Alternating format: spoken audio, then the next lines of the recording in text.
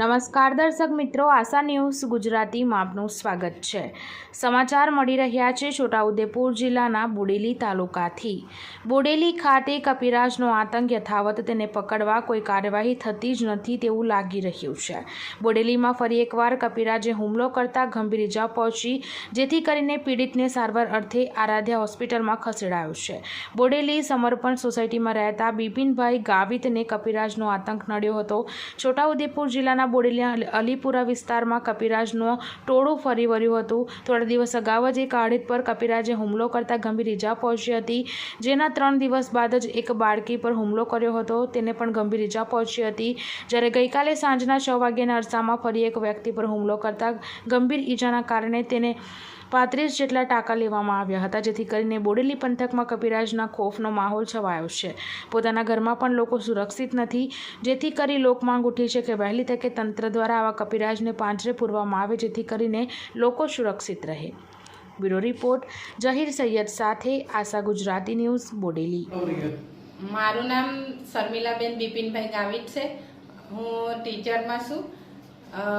સમર્પણ સોસાયટીમાં અમે ભાડેથી રહેતા છે ને અમે 2 જણ બેઠા હતા ને ખાસા બધા વાંદરાઓ હતા, પણ પછી બિપિનભાઈ કે ચાલો ને હું પાછળ જઈને હાથ ધોઈ આવું એમ કે, આજુબાજુ જોયું એમ કે ને નળ ચાલુ કરીને હાથ ધોયા, પછી પાછળ ચાલો હવે અંદર જતો રહો એમ કરીને અંદર આવતા હતા। મને ખબર જ નહીં પડી, એમને બૂમ પાડી ત્યારે મેં તો આવીને જોયું તો ખાસું બધું એ થઈ ગયેલું છે। તો મારી એટલી વિનંતી છે કે આ વાંદરાને એ પકડી લઈ જાય વન વિભાગ વાળા, એવી મારી એટલી વિનંતી છે। કેટલા ટાંકા આવ્યા એમને? છે ને 35 ટાંકા આવેલા છે, આરાધ્યા હોસ્પિટલમાં આવેલા છે।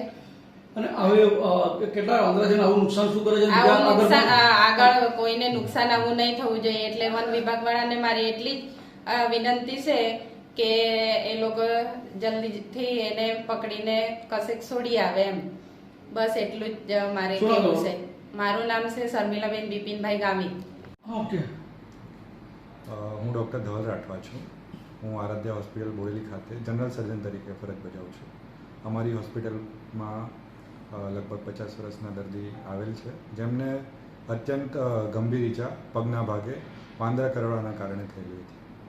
એમના પગના ભાગમાં જે પગના સ્નાયુ આવે અને અંદરની લોહીની લસિકા ગ્રંથિ, ધમની, શીરા એ બધું કપાઈ ગયેલું હતું, જેનું તાત્કાલિક ધોરણે પ્રાથમિક સારવાર આપીને પછી ઓપરેશન કરવામાં આવ્યું, જેમાં એમની જે કંઈ ધમનીઓ ફાટી ગયેલી એમને સીવવામાં આવ્યું, અને જે કંઈ સ્નાયુઓ ફાટી ગયેલા એમનું અંદરથી અને બહારથી ટાંકા લઈને ઓપરેશન કરવામાં આવ્યું, જેમાં લગભગ અંદરની સાઈડ 30 થી 35 જેટલા ટાંકા આવ્યા છે અને બહારની સાઈડ 20 જેટલા ટાંકા આવ્યા છે। એમને પ્રાથમિક ઉપચાર આપીને પછી જે વાંદરું કડ્યું છે એના માટેના ટાંકા અને વધુ સારવાર હેઠળ આપણે અહીંયા આગળ હોસ્પિટલમાં દાખલ કરવામાં આવે છે। ઓકે। નામ બિપિનભાઈ ધીરુભાઈ ગાવિત છે। હું સમર્પણ સોસાયટીમાં રહું છું।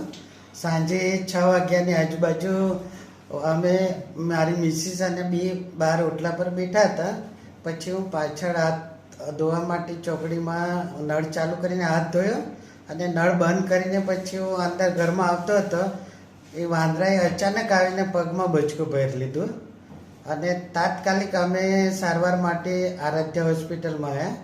અહીંયા સારવાર કરી, ડૉક્ટર સાહેબે ખૂબ સારી સારવાર કરી, 35 ટાંકા મને આવ્યા છે।